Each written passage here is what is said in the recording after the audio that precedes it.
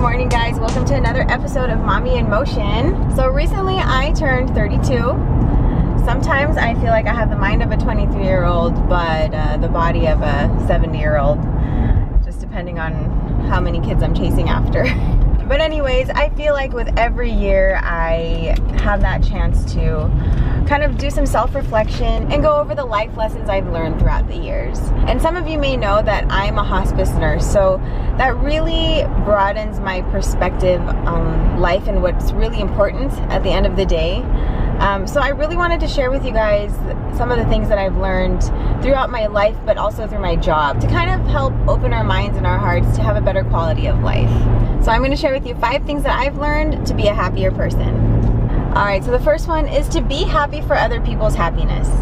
Sometimes we love someone so much, and of course we want what's best for them, but then when they decide to go a different route from what we would want for them, that's when we start judging and we start not being happy for the choices that they make, whether it deals with someone they choose to be with or any particular job choices that you may not particularly agree with. So you end up just judging them and being unhappy with the choice that they make. But you guys, really at the end of the day, what matters is that they're happy, right? If you really love them, that's really what's important. I found in my job that way too often there's a lot of family dynamics that can really cause a lot of turmoil in the end of life. And a lot of times it's because, you know, either my patient had decided to marry someone new and the kids don't get along with them. It gets really sticky. It gets really... There's a lot of drama involved, but really when I end up being alone in the room with, you know, my patient and their significant other, and you see how much love they have for each other, I feel like that's what counts. That's what's important, right? Knowing that, you know, your family member found somebody that they really truly wanted to be with and were genuinely happy with. We have to remember that no one is put on this earth to make us happy. We are the owner of our own happiness, right? So if someone makes different choices than you would, you know, that's because they own their happiness. They want to find out for themselves what brings joy to them. It's not up to us. At the end of the day, it's not up to us. So yeah, just be happy for other people's happiness and focus on your own. The next one is words matter. I can't tell you how many times I've been in situations where it's been too late for someone to say, I love you, or to say, I'm sorry, or to say, I forgive you. It's really rough when you know that you can't say those words to somebody again. So you guys, I encourage you to listen to your gut. If there's someone that has been on your mind lately, whether it's to let them know that you love them or let them know that you're sorry for something, regardless if you're right or wrong, but you just can't take this rift that's going on between you two, or if it's someone that you need to let them know that you forgive them, do it. Do it, because you never know when you're going to have that chance again. And I promise you, it'll feel so freeing once you do. And when you do it, mean it. I'm not just saying this so that you do it like robotically and because you feel like you have to. Of course, only do it if you mean it. Only say things that you mean. Number 3, letting go of the little things. This is something definitely, it's a work in progress for me. Sometimes it's really easy to get caught up in the petty things and let that build up and boil inside of us. But then really, it's petty. I mean, so why are we getting upset about it?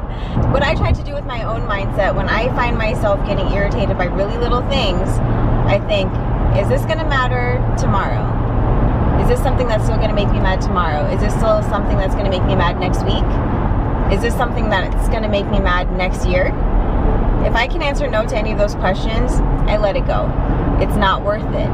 Regardless if I'm right or wrong in the situation, if it's not something that's really going to bother me later, why am I letting it bother me right now? Usually, those are just easily accessible emotions to get mad or to get upset about something. So we jump to that emotion right away. But really, we can just step back, take a look at the bigger picture, and move on. Again, this is something I'm constantly working on.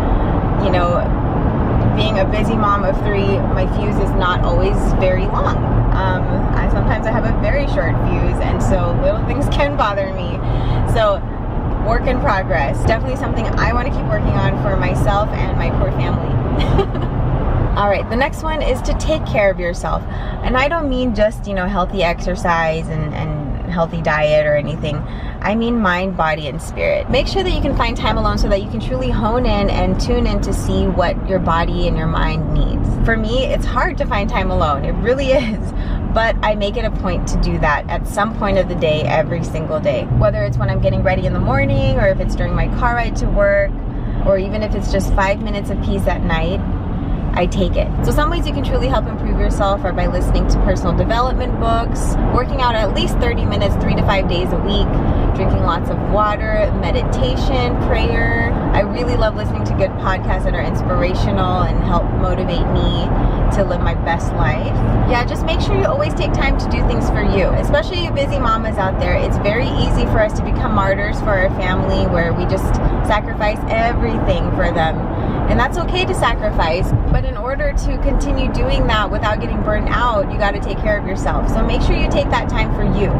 Okay, you need some mommy time. Take it, take it, take it.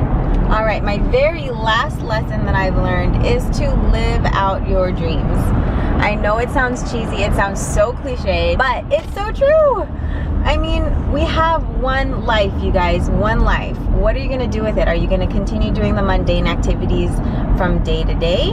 Or are you gonna do something different today and go after something that you really love? I'm not saying you have to drop everything, because it's scary to do that. Like, let's say you have a stable job, but you want to do something that's, sounds outrageous to you, but it's your passion. If you have it in you to do that, then go for it. If not, then find ways to continue following your passions while you're still doing something that maybe brings you stability. We all have 24 hours in a day, and majority of that day is your choice on how to spend it. So whether it's spending, 15 to 30 minutes on something you're passionate about, do it. Don't just sit there and watch TV or complain about how life is not great. Go do something about it. Go change your life. I think for me, my biggest obstacle is fear, and that's fear of the unknown, fear of, what's going to happen if nothing comes from this passion of ours or passion of mine. But we're never going to know unless we try. So I encourage you guys to do what makes you happy, whatever that may be. Dabble in it or just jump in and see where that takes you.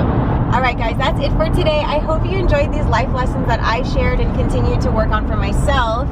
So we can work on it together if you want. Let me know down in the comments below what life lessons you've shared. I'm always trying to do things that'll help better my life, but also implement in my kids' life so that they can learn how to live their best life too.